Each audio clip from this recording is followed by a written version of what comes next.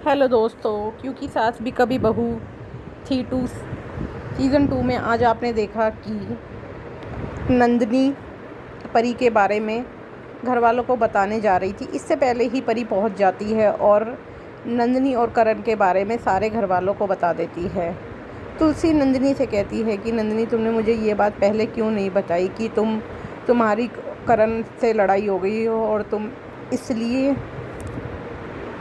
यहाँ पे रह रही हो। तो नंदिनी कहती है कि मैं सबको परेशान नहीं करना चाहती और फेस्टिवल चल रहे थे। तो तुलसी कहती है फेस्टिवल फैमिली से ज़्यादा ज़रूरी नहीं है नंदिनी, तुम्हें पहले ही सब कुछ बता देना चाहिए था। और नंदिनी कहती है कि मम्मी मेरे सर में बहुत ज़्यादा दर्द है। तो तुलसी कहती है कि हाँ, तुम रेस्ट करो।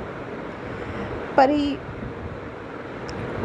मिहिर से मिलने रणविजय आ जाता है और परी देख के शॉक हो जाती है कि रणविजय यहाँ क्या कर रहा है।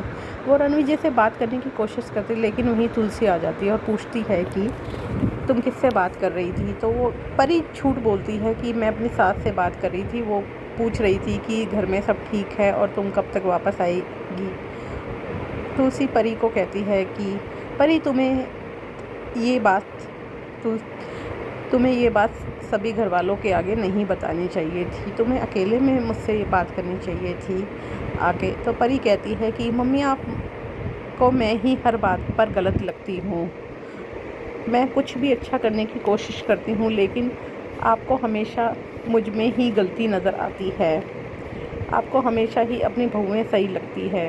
इतने में ही अजय वहाँ से आ जाता है और परी अजय के साथ चली जाती है। बाद में तुलसी और मिहिर आपस में डिस्कशन करते हैं कि नंदिनी और करण के बीच में कुछ ठीक नहीं चल रहा। और तुलसी कहती है कि मुझे भी पता नहीं चला। मिहिर कहता है इसमें तुम्हारी क्या गलती है, तुम्हारे पास भी तो अपने बहुत काम है। लेकिन मिहिर कहता है कि करण और नंदिनी के बीच में सब ठीक हो जाएगा। मिहिर कहता है कि अजय बहुत ही अच्छा लड़का है, हमारी परी बहुत खुश नसीब है जो उसे अजय जैसा लड़का मिला है। परी रणविजय को मैसेज करती है और सुबह घर आने के लिए कहती है।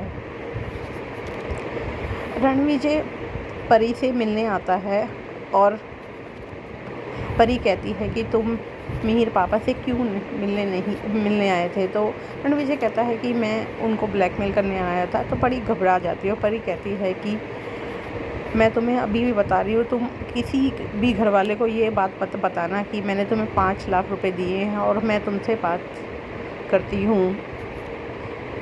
इंदिरा दोनों को, रणविजय और परी को बात करते हुए देख लेती है और शॉक हो जाती है।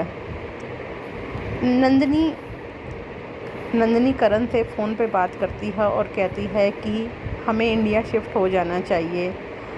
और करण कहता है कि मुझे मम्मी का फ़ोन आया था, तुमने हमारे लड़ाई के बारे में मम्मी को क्यों बता दिया। तो नंदिनी कहती है कि परी ने हम लोगों की बात सुन ली थी, परी ने जाके सबको ये बताया है। तो करण कहता है कि नंदिनी कहती है कि अच्छा ही हुआ, एक ना एक दिन तो पता लगना ही था कि मैं यहाँ क्यों रह रही हूँ। करण कहता अब तुम क्यों रह रही हो वहाँ पे, तुम वापस आ जाओ।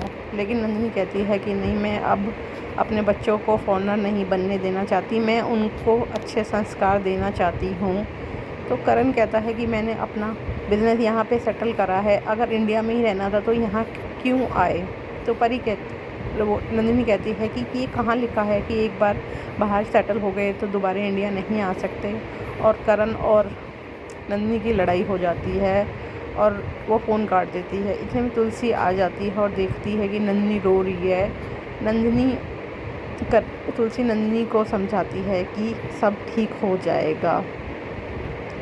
अब आगे के एपिसोड में देखिए कि परी क्या क्या रंग दिखाती है और नंदिनी और करण के बीच में सब कुछ ठीक हो पाएगा।